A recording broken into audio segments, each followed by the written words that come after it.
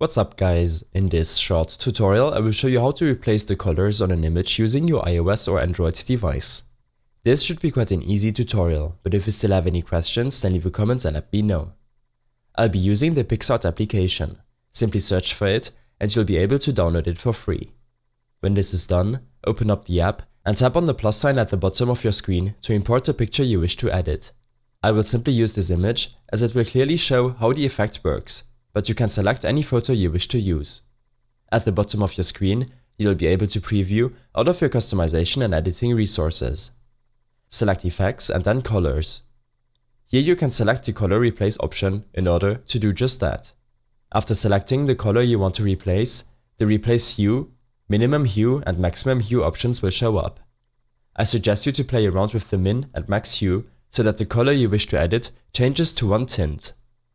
And now you can use the Replace Hue slider bar to change the color. After applying your changes, you will be able to add additional effects or pictures to your composition and finally save, send and publish it on the app if you want to. This video tutorial was sponsored by PicsArt. I hope this helped you out, leave a comment if you have any questions and see you in the next one.